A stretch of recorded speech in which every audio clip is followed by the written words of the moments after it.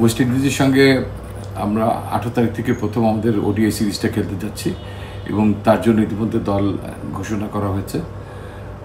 আপনারা সেটা দেখেছেন নিশ্চয়ই। এবং অতি সম্প্রতি সাদা বলে স্পেশালি টি20তে আমাদের বেশ উল্লেখযোগ্য কিছু সফলতা আছে, কিন্তু সম্প্রতি আফগানিস্তানের বিরুদ্ধে আমাদের পারফরমেন্স আমাদের নিকট অতীতের সাফল্যকেও অ্যাবসলিউটলি ম্লান করে দিয়েছে। এমন একটা পারফরমেন্স আমরা যারা ক্রিকেট দেখি, ক্রিকেটের সঙ্গে সম্পৃক্ত, ইভেন যারা খেলেছে, আমার মনে হয় কেউই আশা করেনি যে এরকম একটা রেজাল্ট হতে পারে। তবে এটা ঠিক, এটা একদম এক্সপোজড হয়েছে আমাদের দুর্বলতা, আমাদের ব্যাটিংয়ের দুর্বলতাগুলো স্পেশালি ফুটে উঠেছে। সেগুলো আমাদের ডেফিনেটলি যত দ্রুত সম্ভব তা ওভারকাম করতে হবে। তবে আমাদের প্রতিপক্ষ এখন ওয়েস্ট ইন্ডিজ, আমরা আবুধাবি সেই পিচেও খেলছি না, হোমের নিজের মিরপুরের উইকেটে খেলছি এবং প্রতিপক্ষেও লিলি বিউটি সোপ, যার অ্যান্টি এজিং গুণ তারুণ্য ধরে রেখে ত্বকে করে উজ্জ্বল, তারুণ্যময় উজ্জ্বল ত্বকের জন্য।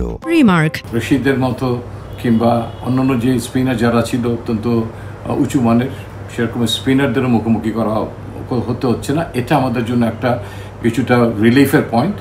এবং যে কষ্টটা বয়ে বেড়াতে হচ্ছে প্লেয়ারদেরকে এখন, স্পেশালি যে এরকম একটা পরাজয়, আমরা এত অল্প সময় পিচে অকুপাই করেছি, আমরা নিয়মিতভাবে 50 ওভার ব্যাট করতে পারছি না, এবং এখন এই আফগানিস্তানের সঙ্গে তো একদমই হাফ অফ দ্য কোটাও আমরা ঠিকভাবে খেলতে পারিনি। তো এটা বুকে বয়ে নিয়ে বেড়ানোটা অত্যন্ত কঠিন একটা খেলোয়াড়ের জন্য, এবং শারীরিক এবং মানসিক ক্লান্তিতে সম্পূর্ণ আচ্ছন্ন আছে প্লেয়াররা, এ ব্যাপারে কোনো সন্দেহই নেই। তবে এই দ্রুত মাঠে ফেরত আসা যেমন বিট চ্যালেঞ্জিং, যে আপনার এরকম একটা মাইন্ড সেট আপ থেকে, বিধ্বস্ত অবস্থা থেকে মাঠে ফেরত আসা, ঠিক একইভাবে আমি মনে করি যে দ্রুত সফলতার মুখ দেখে ভালো ক্রিকেট খেলে আমার মনে হয় যে গ্লানিটা আমরা আফগানিস্তানের সঙ্গে করেছি ব্যাটিংয়ে স্পেশালি, সেটার থেকে আমরা নিজেদেরকে রিকভার করে একটা সফলতার জায়গায় নিয়ে আসতে পারবো বলে আমি মনে করি।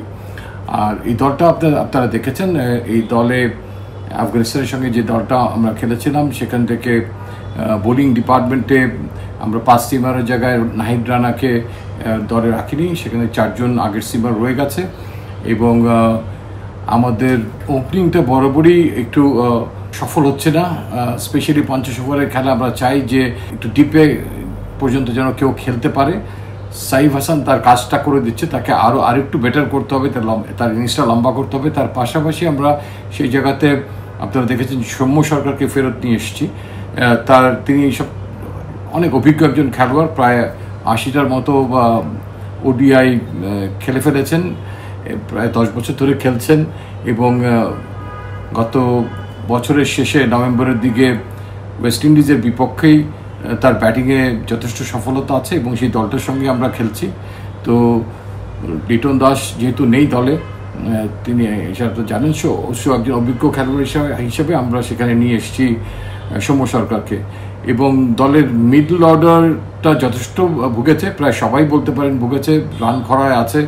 তো সেই জায়গাতে আমরা মাহিদুল ইসলাম অঙ্কনকে এনেছি। আমরা 2027-এ নেক্সট বিশ্বকাপটা ওয়ানডে ইন্টারন্যাশনালে বাংলাদেশ খেলবে, সেখানের কলেবরটাকে বৃদ্ধি করার জন্য যারা সম্ভাব্য কম্পিটেন্ট থাকবেন, তার মধ্যে থেকে মাহিদুল ইসলামের নামটা, অঙ্কনের নামটা নিশ্চয়ই অনেক উজ্জ্বল।